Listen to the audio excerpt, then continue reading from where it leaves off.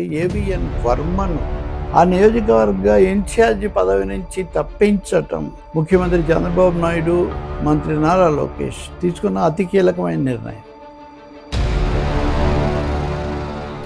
ఇక్కడ పవన్ కళ్యాణ్ చెప్పింది జనసేన భావించింది జరగాలి తప్ప ఇంకోటి కాదన్నది జనసేన వైఖరి. దానికి తగినట్టే నాగబాబు లాంటి వాళ్ళు గతంలో మాట్లాడారు. వర్మ పాత్ర జనసేనకు రుచించడం లేదు. మేము మీకోసం త్యాగం చేశాం కాబట్టి ఈ స్థానంలో మా పార్టీ జెండా ఎప్పుడు ఎగురుతూ ఉండాలి, నా స్థానం నేను వదులుకోను, నా ప్రాధాన్యత నాకు ఉండాలన్నది వర్మ యొక్క వైఖరి. తప్పకుండా స్థానికంగా పునాది కాపాడుకోవాలి, పూర్తిగా జనసేనకు వదిలిపెట్టకూడదు అనే ఒక భావన కూడా తెలుగుదేశంలో ఉంది. పవన్ కళ్యాణ్ అంత చేయకపోవడం వల్ల వెనకబడ్డాడు, అదే విజయ్ చూడండి అని వాళ్ళు కూడా కొంత. పిఠాపురం మాజీ శాసనసభ్యుడు, తెలుగుదేశం పార్టీ కీలక నాయకుడు అయినటువంటి ఏవిఎన్ వర్మను ఆ నియోజకవర్గ ఇన్ఛార్జి పదవి నుంచి తప్పించటం ముఖ్యమంత్రి చంద్రబాబు నాయుడు, మంత్రి నారా లోకేష్ తీసుకున్న అతి కీలకమైన నిర్ణయం. ఉప ముఖ్యమంత్రి పవన్ కళ్యాణ్ నియోజకవర్గంగా ఆయనకు పెట్టని కోటగా మలుచుకుంటున్న పిఠాపురంలో గత శాసనసభ్యుడు వర్మ పాత్ర జనసేనకు రుచించడం లేదు. మేము మీకోసం త్యాగం చేశాం కాబట్టి ఈ స్థానంలో మా పార్టీ జెండా ఎప్పుడు ఎగురుతూ ఉండాలి, నా స్థానం నేను వదులుకోను, నా ప్రాధాన్యత నాకు ఉండాలన్నది వర్మ యొక్క వైఖరి. కానీ పవన్ కళ్యాణ్ అంత కీలక నాయకుడు, రాష్ట్ర ఉప ముఖ్యమంత్రి ఇక్కడికి వచ్చిన తర్వాత ఇంకా వర్మ అంతకుముందున్న ప్రాధాన్యత ఉండాలంటే ఎలా కుదురుతుంది? ఇక్కడ పవన్ కళ్యాణ్ చెప్పింది జనసేన భావించింది జరగాలి తప్ప ఇంకోటి కాదన్నది జనసేన వైఖరి. దానికి తగినట్టే నాగబాబు లాంటి వాళ్ళు గతంలో మాట్లాడారు. వైసీపీ నుంచి వచ్చి చేరిన పెండెం దొరబాబుకు వర్మకు మధ్య ప్రోటోకాల్ విషయంలో ఘర్షణ జరిగింది. ప్రోటోకాల్ మీద ఘర్షణలు, గొడవలు పెట్టుకోవద్దు అని చంద్రబాబు నాయుడు బహిరంగంగానే వర్మకు గత క్లాస్ స్పీకర్ ఇవన్నీ అందరికీ ముందు తెలిసినవి. అదే సమయంలో వర్మ ఏమాత్రం ఎవరి అండదండలు లేకుండా, సంకేతాలు లేకుండా ఇవన్నీ చేస్తున్నారా అనే సందేహాలు కూడా చాలా మందిలో ఉన్నాయి. తప్పకుండా స్థానికంగా పునాది కాపాడుకోవాలి, పూర్తిగా జనసేనకు వదిలిపెట్టకూడదు అనే ఒక భావన కూడా తెలుగుదేశంలో ఉంది. వర్మకు ప్రత్యేకించి లోకేష్ ఆశీస్సులు ఉన్నాయని చాలామంది భావిస్తూ వచ్చారు. దానికి తగినట్టు ఆయనకు ఒక ముఖ్యమైన పదవి కూడా ఇచ్చారు. మొన్న నూతన కమిటీలను నియమించినప్పుడు అక్కడే చంద్రబాబు ఈ వ్యాఖ్యలు కూడా చేశారు. అది జరిగిన తర్వాత చాలా వేగంగా ఇప్పుడు వర్మను అక్కడి నుంచి ఆ ఇన్ఛార్జి బాధ్యతల నుంచి తప్పించి కొత్త కమిటీని వేస్తాము అనే సమాచారం విడుదల చేశారు. ఇక్కడ ఇంత లోపల ఎందుకు జరిగింది? ఇది ముఖ్యమైనది.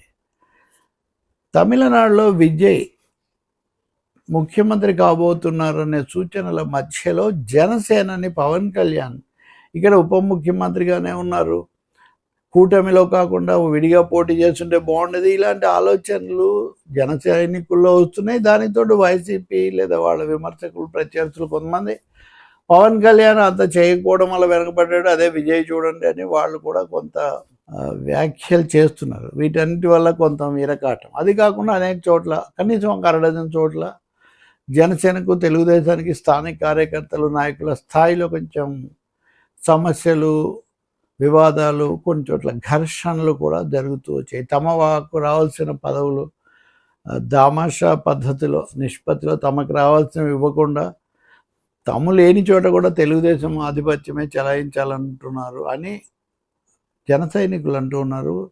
బొలిశెట్టి శ్రీనివాస్ లాంటి శాసనసభ్యులు బహిరంగంగానే చెప్పారు.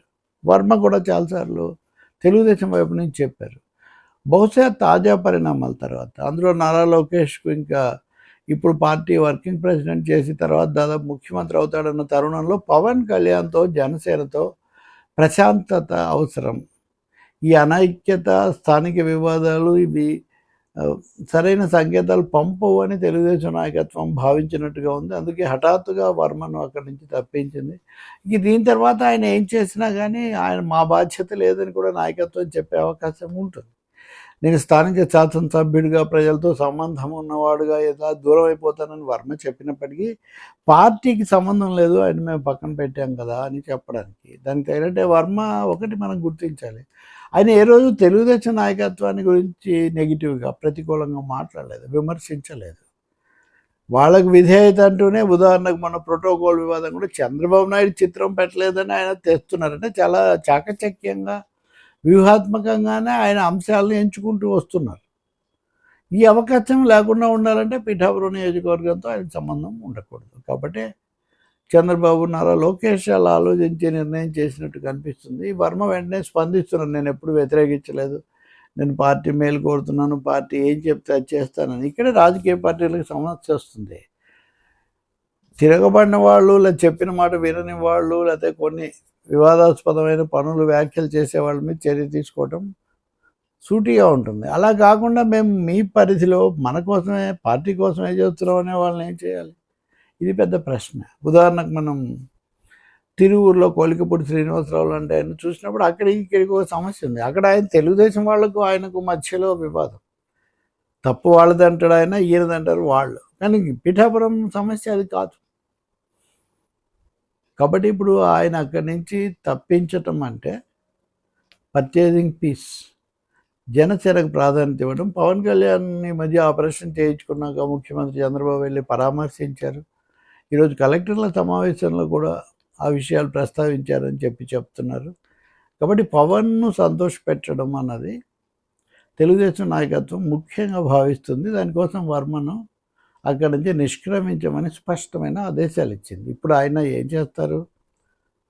బహుశా ఆయన తెలుగుదేశానికిలో క్రమశిక్షణ కలిగిన వాడుగా ఉంటానంటారు కాబట్టి ఆయన బయటికి వెళ్ళడం తప్ప వేరే మార్గం ఉండదు. అంటే రాజకీయంగా కమిటీ పనుల నుంచి ఇతరత్ర ఆయనకుండే నివాసము లేకపోతే సంబంధాలు అవన్నీ ఎక్కడికి పోవు.